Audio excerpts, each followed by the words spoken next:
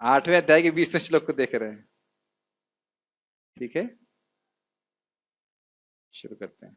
मेरे पीछे माइक पे बोलिएगा। परस्तस्मातु भावन्यो परस्तस्मात् भावन्यो व्यक्तो व्यक्तात् सनातनः। व्यक्तो अव्यक्तात् सनातनः। क्या हुआ, नहीं मिला?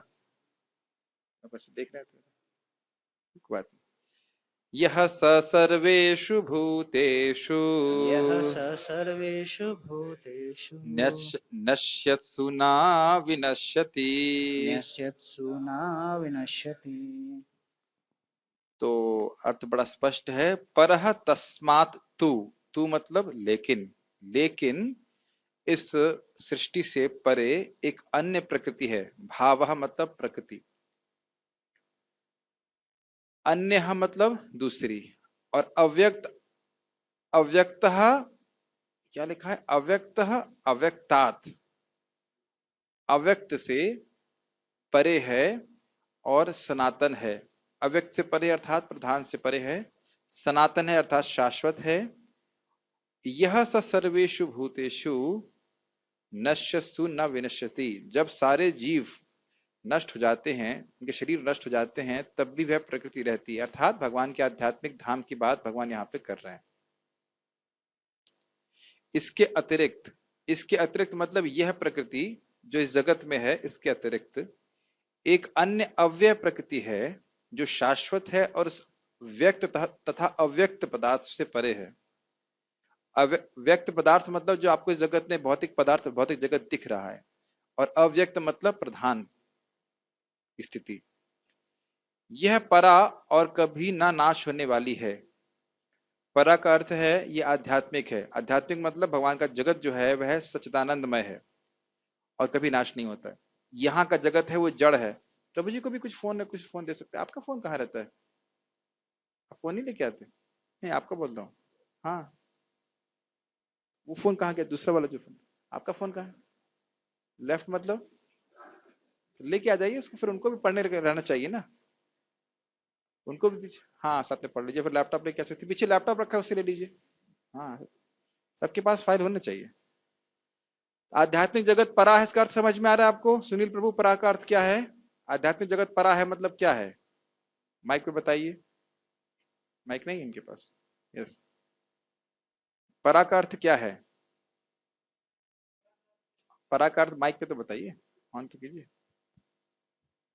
जो भगवान भगवान का धाम है वो हाँ, शाश्वत है, नहीं, ये श्रेष्ठ, परा का अर्थ नहीं है। श्रेष्ठ है। नहीं, इसी मतलब सुने नहीं कोई।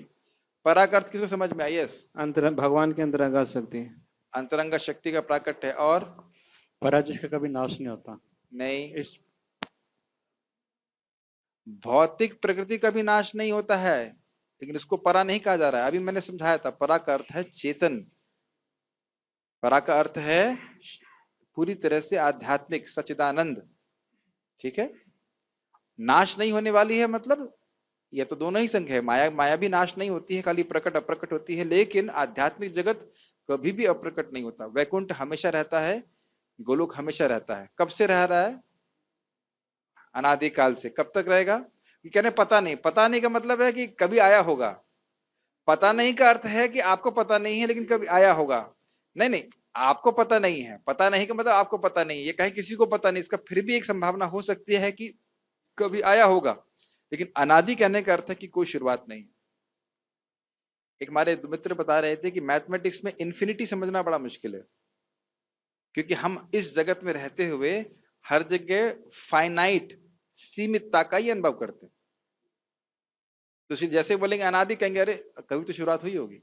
अनंत, अरे कभी तो रुकेगा।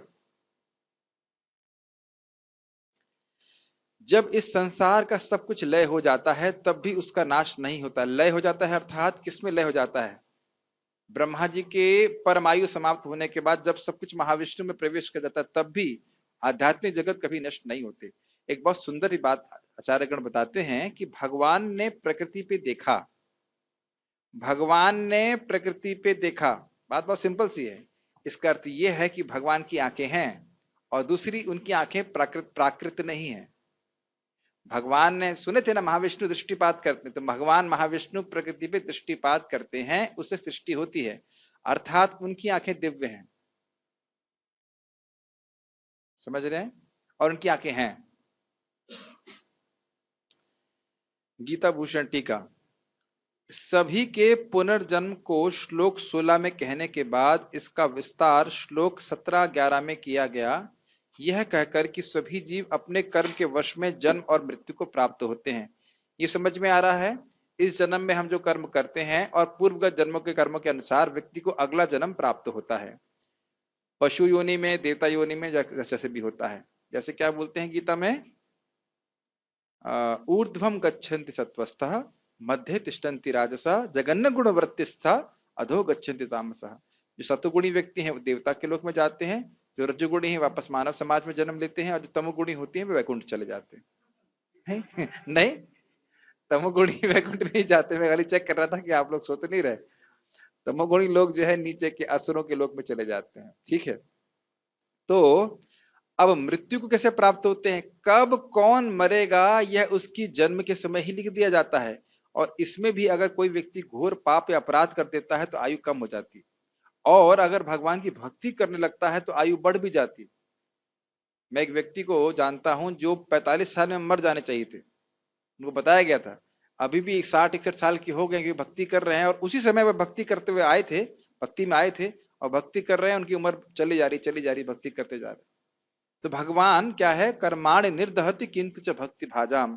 भगवान श्री कृष्ण हमारे कर्मों को परिवर्तित कर सकते हैं, कर देते हैं, जो जो हमारी भक्ति के अनुकूल है वो रखते हैं, और जो अनुकूल नहीं है वो नहीं रखते हैं। अर्थात ये कि अगर दुख अनुकूल है तो दुख रखेंगे, और दुख अनुकूल नहीं है तो हटा देंगे।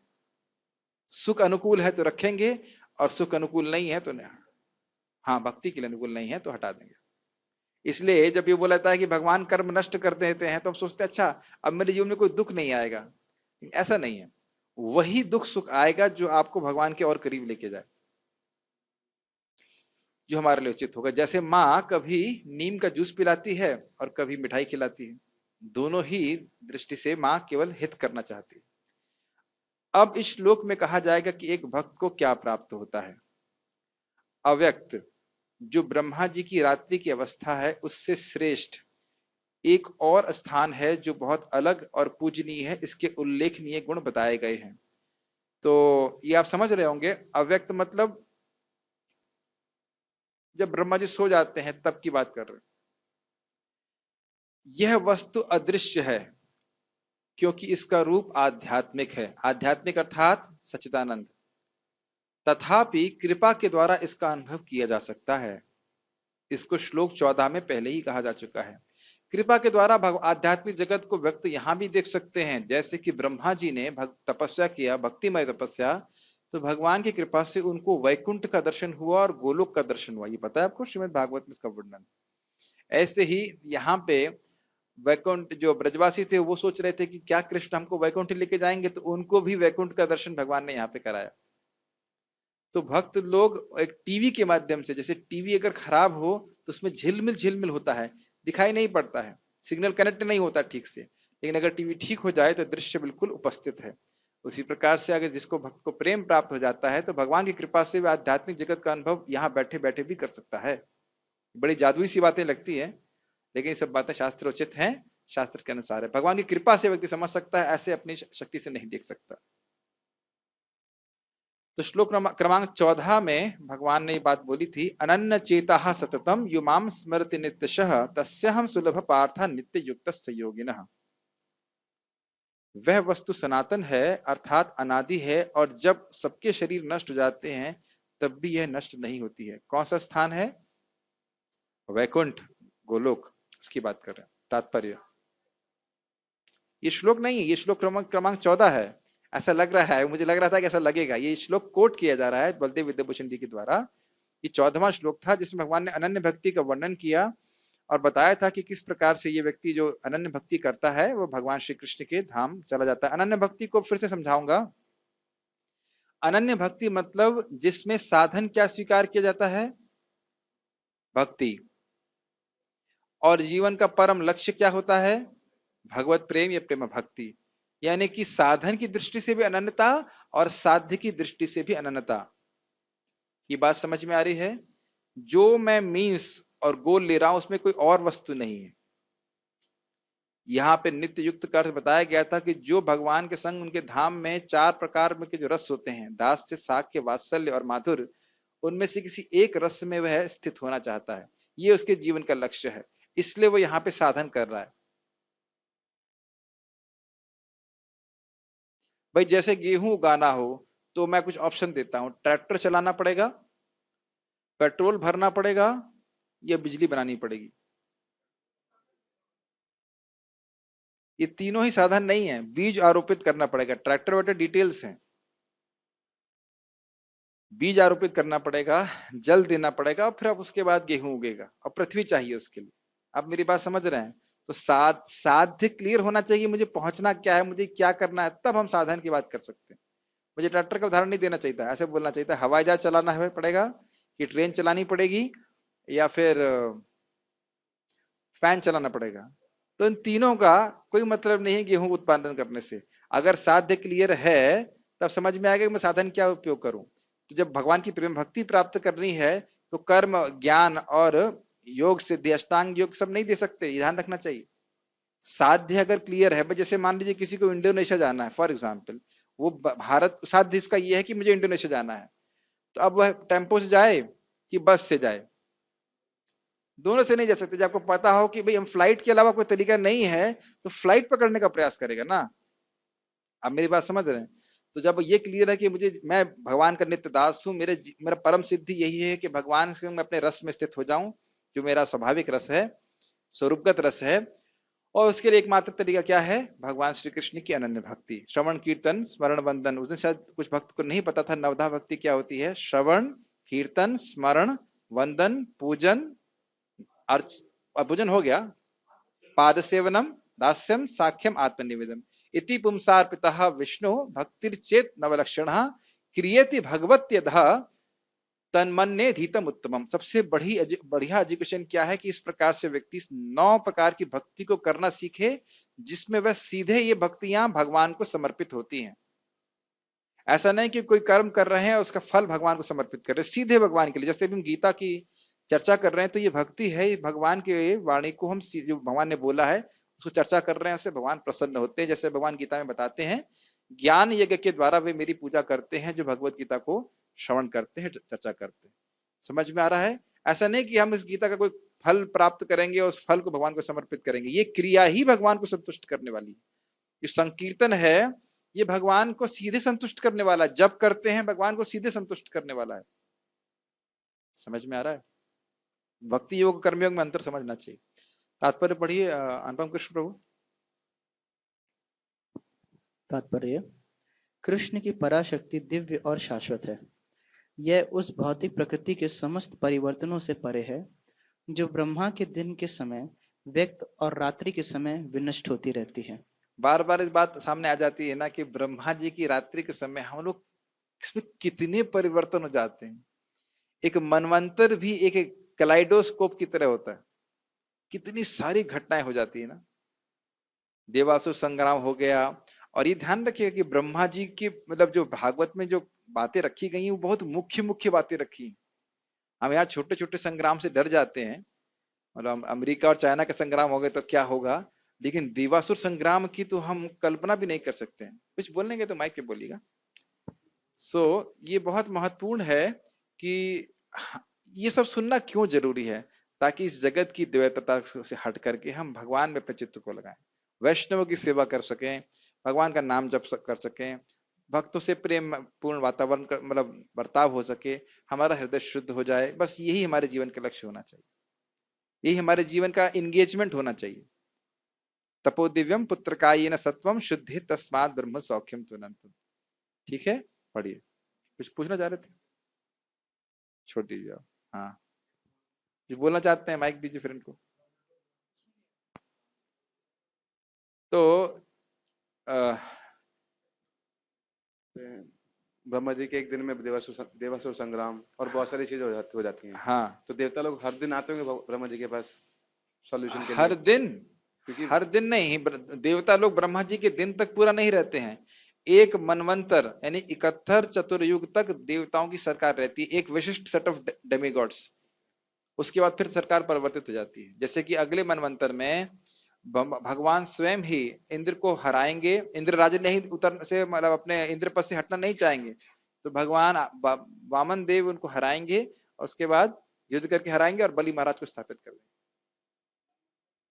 मनवंतर का अर्थ होता है ब्रह्मा जी के दिन में 14 मनु आते हैं एक दिन में। तो ब्रह्मा जी का दिन कितना होता है? 1000 चतुर्युग। तो आप डिवाइड करेंगे तो एक 71 आता है। तो ऑलमोस्ट 71 चतुर्युग तक मनु महाराज राज्य करते हैं।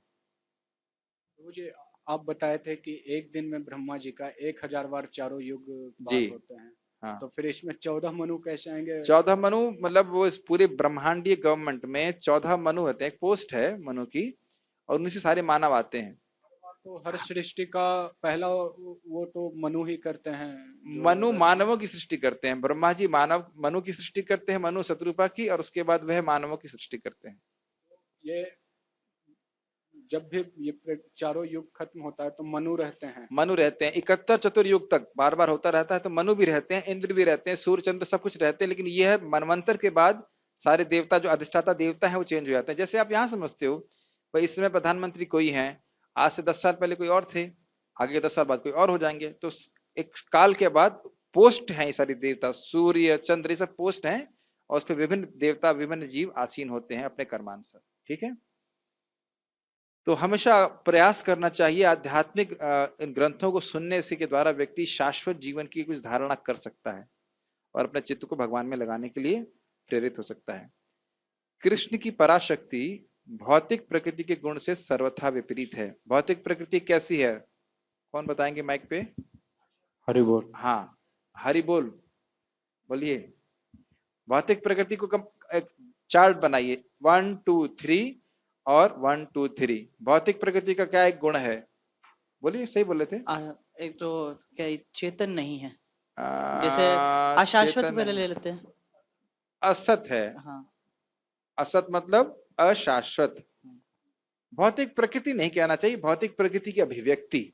भौतिक प्रकृति शाश्वत है, लेकिन भौतिक प्रकृति की जो अभिव्यक्ति है वह क्या है? असत है, अशाश्वत है, निरंतर परिवर्तनशील है।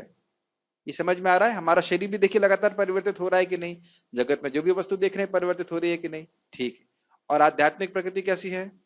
शाश्वत है। उसके बाद भौतिक प्रकृति कैसी है? अचिद है, अर्थात ज्ञानमय नहीं, जड़ है। और आध्यात्मिक प्रकृति कैसी है? चिद है। भौतिक प्रकृति कैसी है? निरानंद, इसमें सुख कोई नहीं है। और आध्यात्मिक प्रकृति कैसी है? आनंद। ठीक, तो जितना हम आध्यात्मिक शक्ति के संपर्क में आते हैं भगवान की भक्ति के द्वारा, उतना हम सुखी होते हैं। सीधी सीधी बात है। परा तथा अपरा प्रकृति की व्याख्या 7वें अध्याय में भी हुई है। वहां पे परा का अर्थ क्या था? जीव शक्ति, और अपरा अर्थ भौतिक प्रकृति था। यस, ये जड़ है। तो यहां तक तो कुछ पूछना नहीं होगा, आगे पढ़ते हैं। ओके, एक चीज है बाबूजी, हाँ, इतना रेलेवेंट क्वेश्चन तो नहीं है। नहीं बताइए। लेकिन जैसे ये सब जो चीजें हैं ब्रह्मा जी अव्यक्त, इसका हमें कोई कंसेप्शन नहीं है। तो अगर हमें कोई कंसेप्ट नहीं, तो हम जैसे दिमाग में उसको इमेजिन नहीं कर पाते हैं। जैसे आप कोई जैसे लीला कोई होती है तो हम उसको इमेजिन कर लेते हैं, इमेजिन नहीं कर समझ गया। देखिए, इसकी आप एक सूक्ष्म धारणा कर सकते हैं कि ऐसी अवस्था जहां पे प्रकृति के गुण 1:1:1 की रेशियो में रहेंगे, वो एक अव्यक्त अवस्था है जो ब्रह्मा जी के आयु के परमायु के बाद होती है। अब जब यहाँ बोला जा रहा है कि ब्रह्मा जी के दिन के बाद कुछ अव्यक्त हो जाता है, आप सही कह रहे हैं कि हम समझ नहीं पा रहे हैं। और हमें समझना यह नहीं कि वो अव्यक्त अवस्था क्या है, हमें समझना यह है कि यह सुन करके कि जगत अशाश्वत है, ये पॉइंट समझना, और इसके द्वारा इस जगत से विरक्त हो जाए। जैसे कोई कहे कि आपको मैं 5 करोड़ रुपए दूंगा, तो आप प्रसन्न हो जाएंगे कि नहीं? माइक पे बताइए, माइक पे बताइए। बिल्कुल स्वाभाविक रूप से, लेकिन 2 सेकंड के लिए। अब समझ में आया? समझ में आया कि नहीं आया? 5 करोड़ रुपए दूंगा लेकिन 2 सेकंड के लिए, तो कहेंगे इससे अच्छा नहीं देते। कभी कभी होता है ना, कुछ डोनर होते हैं, लोग दे देते हैं, बाद में कहते हैं मैं वापस करूं, तो कहते हैं आपने दिए ही क्यों। कुछ कुछ होते हैं एक आध दो डोनर, तो देंगे कुछ फिर वापस ले लेंगे उसको। तो आप समझ पा रहे हैं इस बात को? ये बात हम लोग समझ नहीं पा रहे हैं। मैं ये क्या क्यों कह रहा हूं कि हम ये बात समझ नहीं पा रहे हैं? क्यों? अगर समझ रहे होते तो इस जगत की द्वैतता में अपने मन को नहीं लगाते। मान सम्मान लाभ हानि और भगवान की ही भक्ति में एक निष्ठ रहते ना। इस जगत की वस्तुओं में हम आसक्त नहीं रहते। किसको प्रतिष्ठा प्राप्त हो रही है, किसको श्रेय प्राप्त हो रहा है, इसमें नहीं लगते। अपने मन को चेक कीजिए, जहां पे भी श्रेय की बात आती है तो सारे उसको श्रेय क्यों प्राप्त हो रहा है, मुझे प्राप्त होना चाहिए। तो ये देखिए, ये सब बातें सुनकर के हमको निराश नहीं होना चाहिए। चक्रवर्ती बात बताते हैं संबंध में, तीसरे स्कंद के 29वें अध्याय की व्याख्या करते हुए कहते हैं कि अंतःकरण के उद्देश्य को समझना बहुत जरूरी है। जो हमारा चित्त है उसमें किस प्रकार से काम हमको प्रयोजित कर रहा है, क्रोध प्रयोजित कर रहा है, किस प्रकार से ईर्ष्या है, यह सब सुनना बहुत जरूरी है, ताकि इनके दोषों को समझकर हम इसे त्यागने की इच्छा प्रस्तुत करें। ये बात समझ में आ रही है? जब ये समझ में आएगा कि ये सबसे खराब हैं, तब व्यक्ति का विवेक जागृत होगा कि इनको पोषण करने के लिए मैं कार्य ना करूं।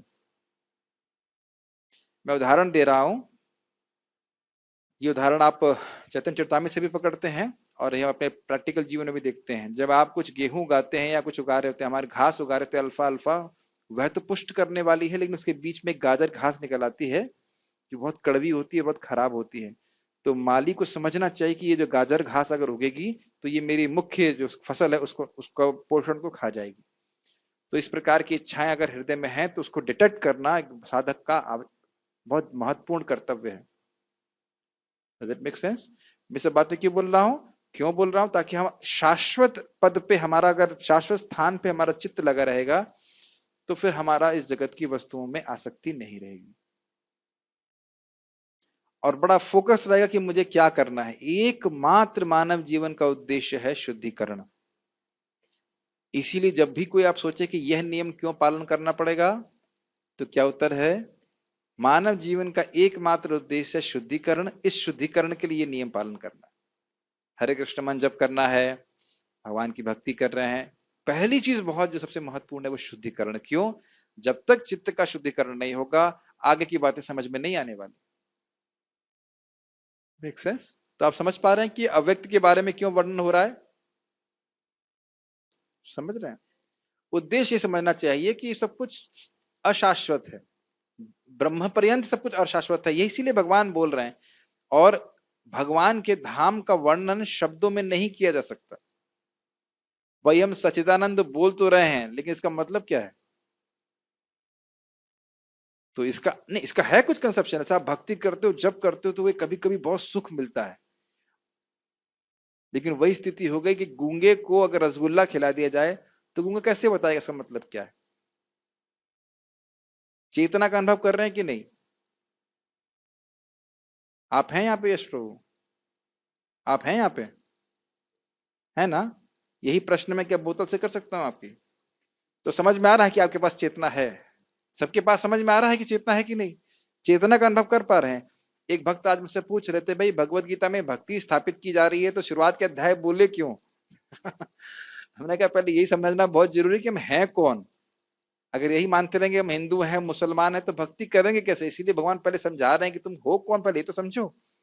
हम शरीर से भिन्न है, और नहीं तो भोगार्थम षोडशकारम, आज सुना था हमने सुबह, केवल भोग के लिए अर्पित किए रहेंगे अपने आप। Default mode programming. ठीक है।